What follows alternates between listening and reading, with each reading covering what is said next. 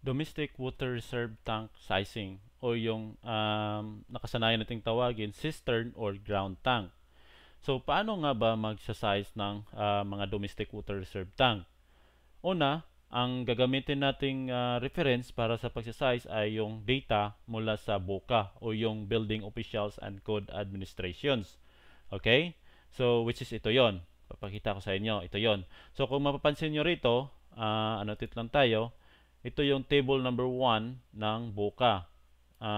Babasahin natin. Design criteria for daily water requirements based on building occupancy. Source, Building Officials and Code Administrations, 1990 or BOCA yan. So dito sa kaliwa, ito yung type of occupancy which is ito yon dito, di ba?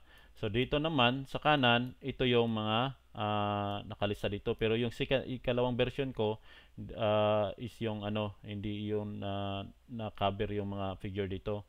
So ngayon ang naipakita lang dito is yung sa boarding house at saka yung sa single family dwellings. Okay? So ito yung susubukan natin ngayon. Pero sa Excel ko naka-input na ito lahat. Itong mga hotels, itong mga hospital, nandoon na to lahat. So kailangan lang natin yung gamitin yung sa Excel para mag-reflect yung mga figure. Pero sa na to sa video, focus tayo sa single family dwellings at saka sa boarding house. Okay? So kung balikan natin yung Excel natin, which is ito yon. So kung mapapansin nyo, yung type of occupancy dito, wala pa. So ang tanging paraan lang para mapalitan yan ng base sa project natin is ito, light green. Type of occupancy, kung may light green, drop down list. Kagaya nito, drop down list, di ba? So halimbawa, single family dwellings. So click lang natin to. So itong list na to is nakabase to sa BOCA. Nandito to. Simplified version nga lang to. Yung may iba doon sa BOCA list na hindi ko na sinali para mas simplified siya. Okay? So single family dwellings, ito yon. Uh, 3 story, okay lang yan. Tapos balik tayo doon sa ating ground tank or existing tank, which is ito yon. So automatic siya magsi 75 kasi nga nakabase ito dito, di ba? Single family dwellings.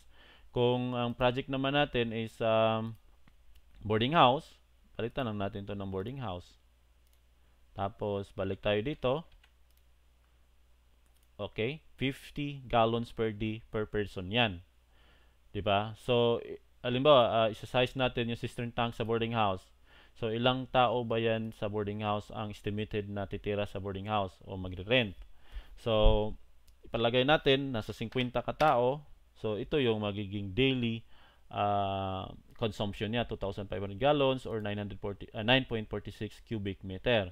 So ito naman, proposed percentage to daily demand, currently nakaset ng 200%. Ibig sabihin, ilang percentage sa existing na 1 day ito, 1 day kasi ito, di ba? So yung gallons or cubic meter. So kung 200%, magmo-multiply lang to ng 2. So maging 5,000 gallons siya. Tapos 9.46 cubic meter times 2, so 18.93. So kung ang client is kontento na sa 1 day, 100% lang yan. So kung gusto naman ng client or gusto ni architect na 1 and 1 half or 150%.